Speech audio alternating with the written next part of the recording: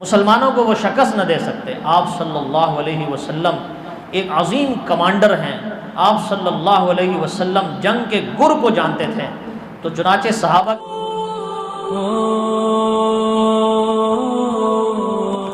کے کچھ سوالات تھے، ان سوالات کا ٹھوس جواب اللہ کے نبی صلی اللہ علیہ وسلم نے دیا۔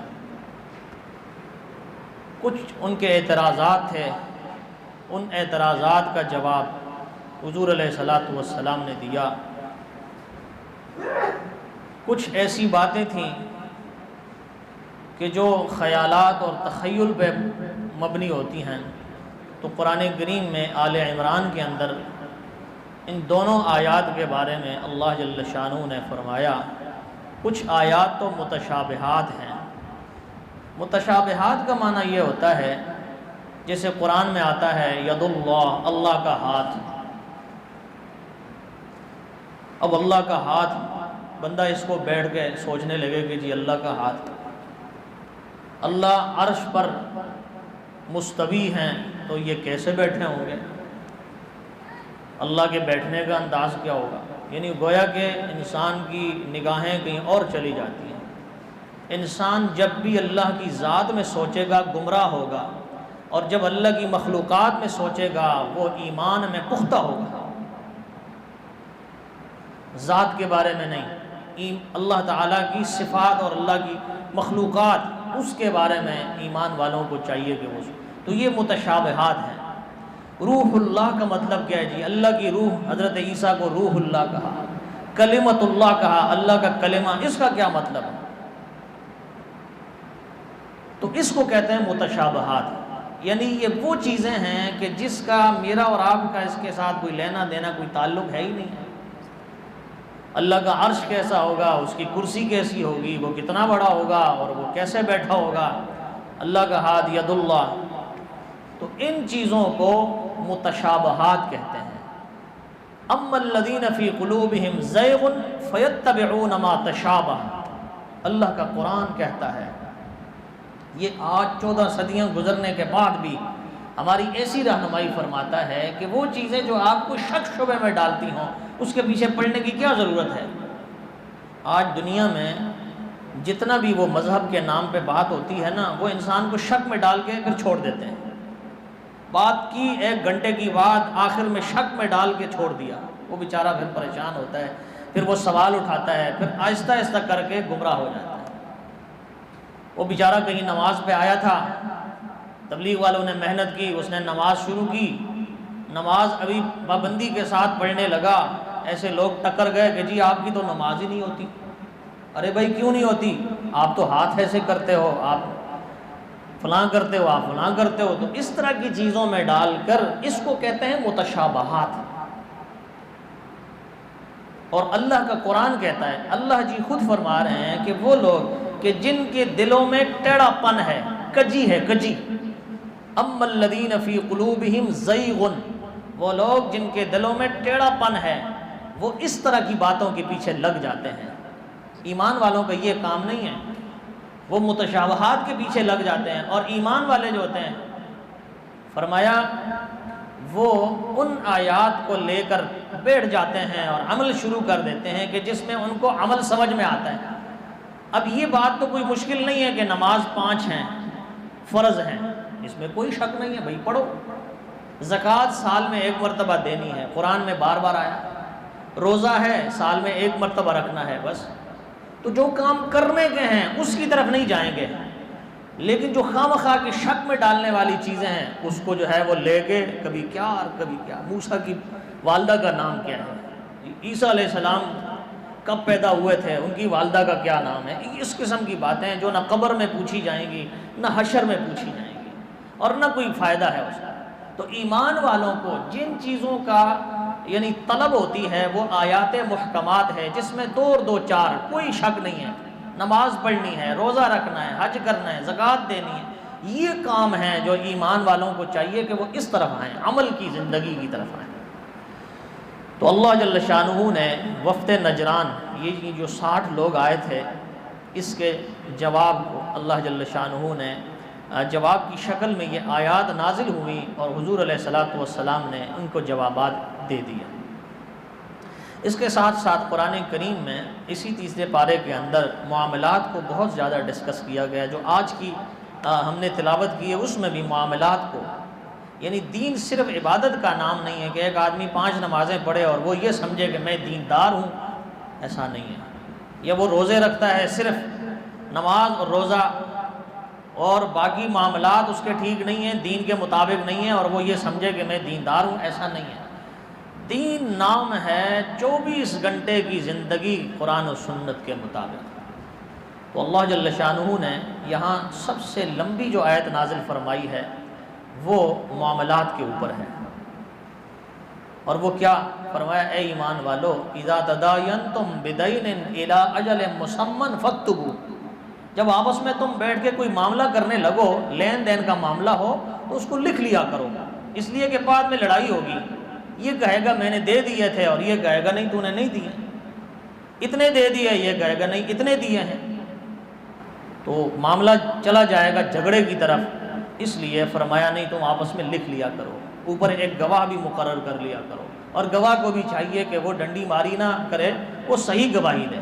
تو یہ لمبی آیت ہے قرآن کریم کی، جو معاملات لکھت پڑھت کے اوپر، معاملات کو صحیح کرنے کے اوپر اللہ جل شانہ نے نازل فرمائی۔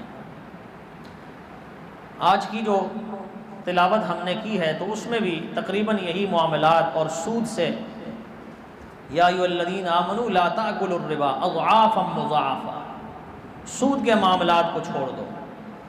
سود کو ذکر کرنے کے بعد پھر صدقے کو ذکر کیا، جس کے بارے میں کل بات ہو گئی۔ تو یہ کیا ہے بھئی؟ سود اور صدقے دونوں کو اکٹھا ذکر کرنے کی وجہ یہ ہے کہ سود کے اندر بھی بڑھوتری ہوتی ہے، مال بظاہر بڑھتا ہے حالانکہ وہ بڑھتا نہیں ہے، گھٹتا ہے۔ صدقے کے اندر اللہ جل شانہ مال کو بڑھاتا ہے، فرمایا جو اللہ کے نام پہ دے دیتا ہے اس کے مال میں اضافہ ہوتا ہے۔ سود کے اندر اس بیوقوف کو پتہ نہیں ہے، وہ زیادتی سمجھتا ہے لیکن حقیقت کے اندر اس کے اندر نقصان ہے۔ سود کے اندر خود غرضی ہے اور صدقے کے اندر ہمدردی ہے۔ سود کے اندر جو ہے وہ لالچ ہے اور صدقے کے اندر محبت ہے، اللہ کی محبت، انسانوں کی محبت بڑھتی ہے۔ اور سود کے اندر جو ہے وہ مالدار طبقہ وہ دن بن ترقی پاتا ہے اور غریبوں کا خون چوستا ہے، اور صدقے کے اندر برابری آتی ہے۔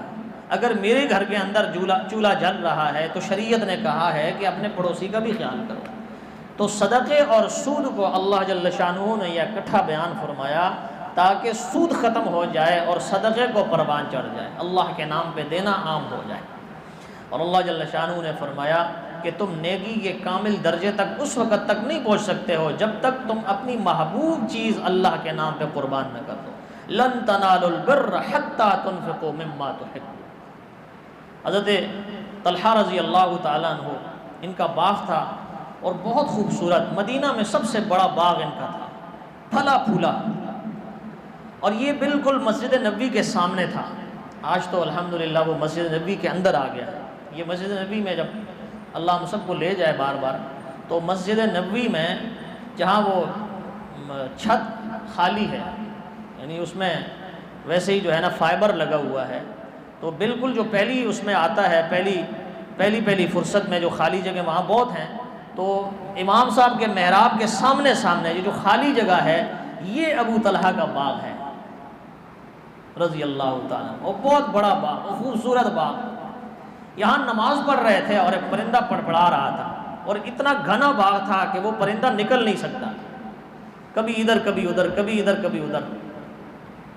تو نماز میں خلل آ گیا، جب خلل آ گیا تو فوراً حضور علیہ السلام کے پاس آیا اور فرمایا حضور یہ باغ جس نے میری نماز کو خراب کر دیا ہے، یہ میں نے اللہ کے نام پہ دیا، وقف کر دیا۔ تو اللہ کے نام پہ وہ چیز جو سب سے زیادہ محبوب ہے انسان کو، اگر وہ دے گا تو یہ کامل درجے کا یہ جو ہے یہ نیکی کو پائے گا۔ اور اگر ایک چیز فارغ ہے تو پھر بندہ کہے کہ چلو جی اس کو اللہ کے نام پہ، آٹا خراب ہو رہا ہے چلو جی اللہ کے نام پہ، چینی خراب ہو رہی ہے اللہ کے نام پہ، ایسا نہیں ہے۔ اللہ کے نام پہ سچی سچی کھری چیز دے دی جائے تو انسان جو ہے وہ کامل درجے کی نیکی کو پا سکتا ہے۔ پھر اس کے بعد اللہ جل شانہ نے بدر کے تذکرہ کیا۔ بدر انشاءاللہ العزیز 17 رمضان کو ہوا ہے، اور 17 رمضان ہی کو ہم انشاءاللہ اس پہ بات کریں گے۔ اس کے ساتھ ساتھ اصل میں یہاں پر احد کا ذکر ہے۔ غزوہ احد کے اندر حضور علیہ السلام کے لشکر کے مقابلے میں 3000 کا لشکر ہے۔ ابو سفیان ان کا کمانڈر ہے، اور انہوں نے بدر کے اندر جو مات کھائی تھی وہ غصہ ٹھنڈا کرنے کے لیے اب کے بار انہوں نے بہت اپنے آپ کو مضبوط کر کے جو ہے وہ ایک 3000 کا لشکر لے کے، جس میں 200 اونٹ جو ہے، اس کے ساتھ ساتھ جو ہے 700 زرہ پرو جو ہے پہنے ہوئے مجاہد، یعنی ان کے جو ہے وہ فوجی، اور اس طرح جو ہے وہ بہت سارے کھانے پینے کے سامان کے ساتھ، یہاں تک کہ عورتوں کو بھی اور یہاں تک کہ ڈول بجانے والے لوگوں کو بھی ساتھ لے کے نکلے، تاکہ ایک جو ہے وہ سما ہو جشن کا، اور ہم جو ہے ان لوگوں کے اوپر غالب آ جائیں۔ اللہ کی شان، حضور علیہ السلام کے پاس جتنی تعداد تھی تقریباً یہ 1000 کے لگ بھگ بتائی جاتی ہے، اور ادھر سے 3000۔ یہاں اسلحہ بھی نہیں ہے، مال کھانے پینے کی چیز بھی نہیں ہے، اور احد کے میدان پر یہ جو ہے وہ جنگ لڑی گئی ہے۔ اور حضور علیہ السلام نے اس طرح سے ترتیب دیا لشکر کو کہ اگر وہ آخر دم تک لڑتے، ان کے سارے اسلحے ختم ہو جاتے، مسلمانوں کو وہ شکست نہ دے سکتے۔ آپ صلی اللہ علیہ وسلم ایک عظیم کمانڈر ہیں، آپ صلی اللہ علیہ وسلم جنگ کے گر کو جانتے تھے، تو چنانچہ صحابہ کی ترتیب اس طرح رکھی، اور 50 کا لشکر، ایک ٹیلا تھا، پہاڑی تھی، اس کے اوپر کھڑا کر دیا، اور انہیں یہ حکم دیا کہ عبداللہ ابن جبیر تمہارا امیر ہے، اور اپنے امیر کی اطاعت کرنا، اور اس وقت تک اترنا نہیں ہے جب تک ہم تمہیں نہ کہہ دیں۔ اور حضور نے یہاں تک فرما دیا کہ اگر ہمیں کفار قتل کر دیں اور ہمارے گوشت کی بوٹیوں کو پرندے نوچ نوچ کے کھا رہے ہوں، جب تک حکم نہیں ہوگا، امیر کی اجازت نہیں ہوگی، اس وقت تک نیچے نہیں اترنا۔ چنانچہ جب جنگ شروع ہوئی تو ابتداءً بہت سارے لوگوں کو انہوں نے مار دیا۔ مسلمان بڑے آب و تاب کے ساتھ اور بڑی دلیری کے ساتھ جو ہے وہ ان کا مقابلہ کر رہے تھے، اور ان کے بڑے بڑے لوگ مار دیے گئے۔ تو وہ پسپا ہونے لگے، جب پسپا ہونے لگے، بھاگنے لگے، میدان انہوں نے چھوڑ دیا، تو یہ جو پہاڑی کے اوپر لوگ کھڑے تھے انہوں نے کہنا شروع کر دیا کہ بھئی ابھی یہاں کھڑے ہونے کی ضرورت نہیں ہے، سارے بھاگ گئے ہیں، نیچے اترو۔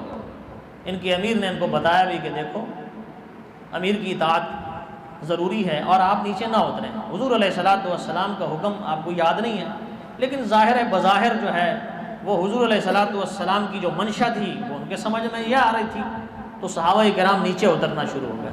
10 لوگ رہ گئے، باقی 40 لوگ نیچے اترے۔ اللہ اکبر! یہ عجیب منظر تھا کہ جب کفار نے دیکھا کہ یہ لوگ تو نیچے اتر گئے، اور یہ ایک ایسی جگہ تھی کہ جہاں سے حملہ کرنا آسان تھا۔ حضور علیہ السلام کی ذہانت اور آپ صلی اللہ علیہ وسلم کا حسن تدبر آپ دیکھیں کتنا بڑا تھا۔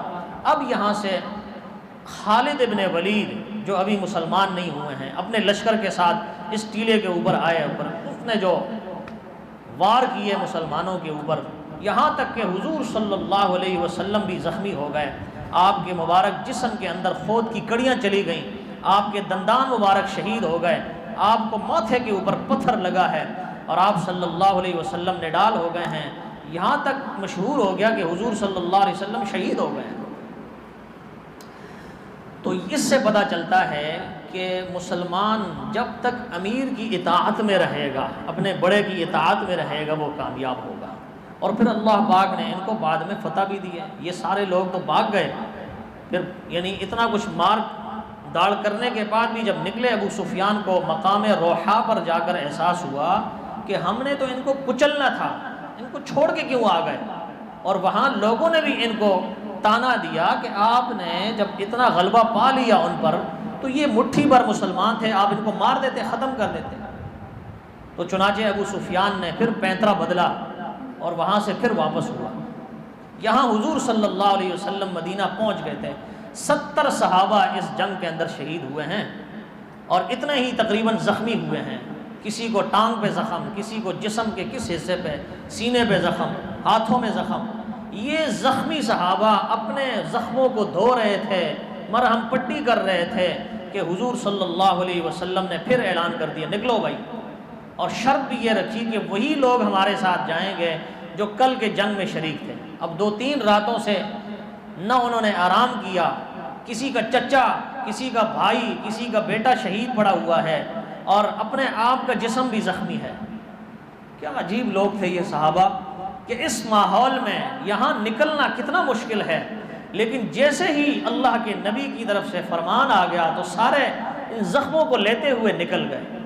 قرآن نے ان کے نغمے گائے ہیں، اللہ کی قسم قرآن کریم میں اللہ نے ان کو شاباشیں دی ہیں۔ الذین استجابوا للہ والرسول من بعد ما اصابهم القرح، کامیاب ہو گئے، ان کی باتیں قبول ہو گئی اللہ کے ہاں، جو زخموں کے اوپر زخم کھاتے ہوئے پھر بھی اللہ کے راستے میں نکلے، اور انہیں ڈرایا گیا کہ اب نہیں جانا، اب تو بہت بڑا لشکر آ رہا ہے۔ الذین قال لهم الناس ان الناس قد جمعوا لكم فاخشوهم، ڈر جاؤ، انہیں ڈرنا چاہیے تھا، لیکن قرآن کہتا ہے وہ ڈرے نہیں ہیں۔ انہیں جب یہ کہا گیا کہ فلاں قبیلہ بھی آ گیا ہے، اب کیا کر رہے ہو، مرنے کے منہ میں، موت کے منہ میں جا رہے ہو، تو انہوں نے کیا کہا، فخشوہم، ڈرو۔ لیکن قرآن کیا کہتا ہے، فزادہم ایمانا، جتنا جتنا دشمن کی دھمکیاں بڑھتی گئی، محمد کے صحابہ کا ایمان بڑھتا چلا گیا، اور پھر نکلے، اور ایسے نکلے کہ پھر ابو سفیان اپنے لشکر کے ساتھ وہاں سے بھاگنے پر مجبور ہوا۔ ان آیات مبارکہ کے اندر عورت کے احکامات اگلی صورت کے اندر انشاءاللہ آئیں گے، سورۃ النساء کے اندر۔